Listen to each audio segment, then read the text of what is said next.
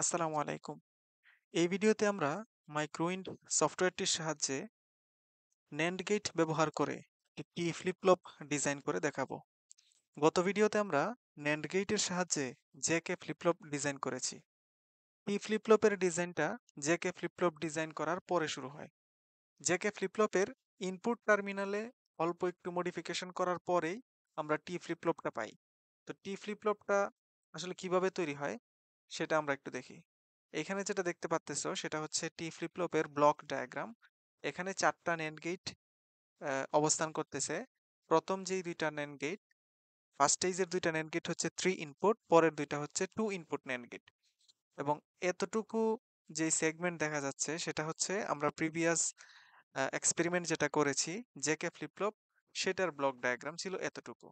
এবং সেখান থেকে আমাদের একটা ইনপুট জে বের হয়েছিল আর একটা হয়েছিল কে। দুইটা ইনপুট বের হয়েছিল। তো এখানে আমরা জে এবং কে, এই দুইটা ইনপুটকে একটা লাইন দিয়ে শর্ট করে দিচ্ছি এবং সেখানে জাস্ট একটা বাহিরের থেকে সিগন্যাল ইনপুট দিচ্ছি, সেটা হচ্ছে টি সিগন্যাল। আশা করি বুঝতে পারছো। এই জাস্ট অল্প এইটুকু মডিফিকেশন করার পরেই একটা জে কে ফ্লিপ ফ্লপ টি ফ্লিপ ফ্লপে পরিণত হয়ে যায়। তো এটা দুইভাবে করা যায়, আমি ধারাবাহিকভাবে আলোচনা করতেছি। তুমি একটা জে কে ফ্লিপ ফ্লপ কিভাবে টি ফ্লিপ ফ্লপে রূপান্তরিত করে ফেলবা। তার আগে এইখানে আমরা একটু যদি দেখি, এটা হচ্ছে আমাদের ট্রুথ টেবিল। যখন কিনা আমাদের ক্লকটা হবে হাই, অর্থাৎ 1, তখন হচ্ছে তুমি ইনপুটে যদি 0 দাও তাহলে আউটপুটে পাবা প্রিভিয়াস স্টেট, অর্থাৎ নো চেঞ্জ। যদি ইনপুটে আমাদের 1 হয় এবং ক্লকটা যদি হাই থাকে তাহলে পাবা হচ্ছে তার উল্টা, অর্থাৎ টগল মোড পাবা। মানে আগে যদি 1 থাকতো আমাদের প্রিভিয়াস স্টেটে তাহলে এবার হবে 0। আগে যদি 0 থেকে থাকতো তখন টগল হয়ে সেটা 1 হয়ে যাবে। তো এবার আমরা সরাসরি মডিফিকেশনটা করি মাইক্রোউইন্ডে।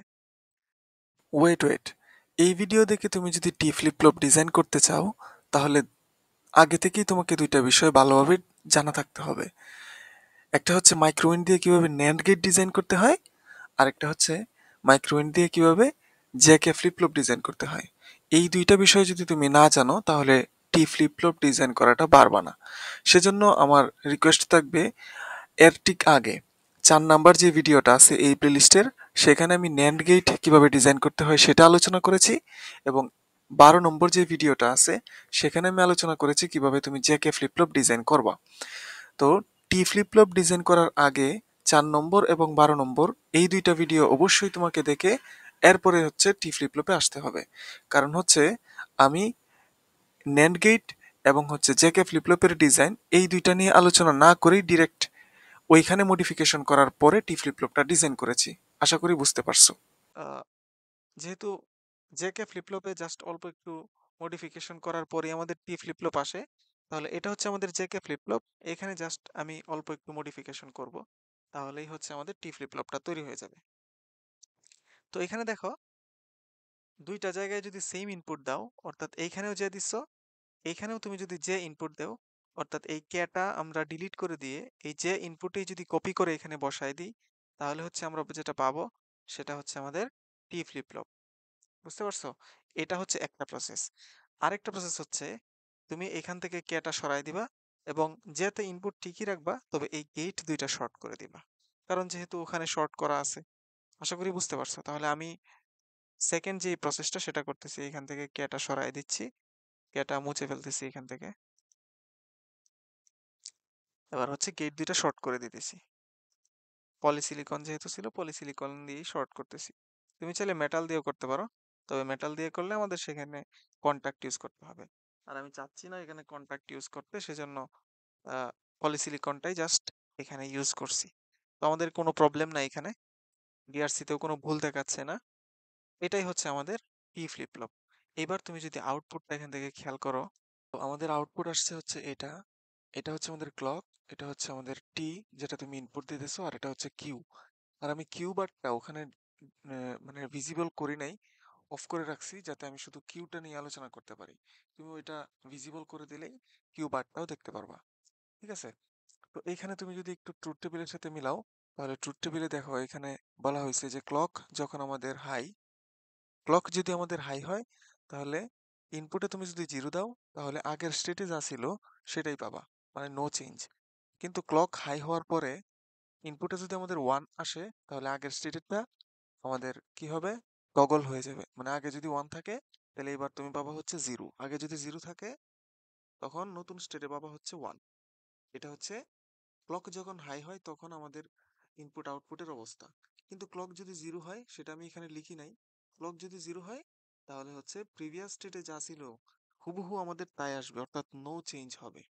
তো আমরা এখানে খেয়াল করি, দেখো এখানে ক্লক আমাদের 0, তাহলে প্রিভিয়াস স্টেটে যা ছিল আমাদের 0 পর্যন্ত সেম ভ্যালুটাই আসবে।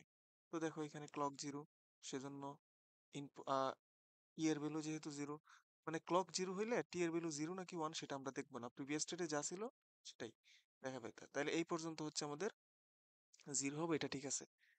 এরপরের কন্ডিশনটা হচ্ছে ক্লক হাই, এই যে এটা হচ্ছে ক্লক হাই কিন্তু টিতে 0। ক্লক যদি হাই হয় টিতে যদি 0 হয়, দেখো ক্লক হচ্ছে হাই টিতে যদি 0 তাহলেও কিন্তু নো চেঞ্জ প্রিভিয়াস স্টেট। তাহলে এখানেও যেহেতু প্রিভিয়াস স্টেটে 0 ছিল এখানেও আমরা 0 পাবো এই পর্যন্ত। পরের কন্ডিশনটা হচ্ছে ক্লক হাই ইনপুটেও তুমি হাই পাইছো, তাহলে কি হবে দেখো তো, ক্লক হাই ইনপুটেও তুমি হাই, তাহলে এখানে হবে টগল, অর্থাৎ আগের স্টেটে যদি 0 থাকে এবার পাবা হচ্ছে 1।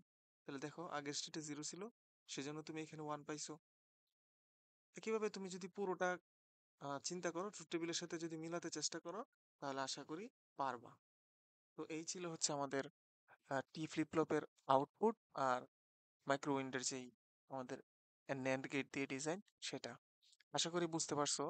তো এইভাবেই আমাদের হচ্ছে 4টা ফ্লিপ ফ্লপ ন্যান্ড গেট দিয়ে মাইক্রো উইন্ডের ডিজাইন হয়ে গেছে। এরপরের ভিডিওতে আমরা হচ্ছে মাল্টিপ্লেক্সার ডিজাইন করে দেখাবো। আসসালামু আলাইকুম।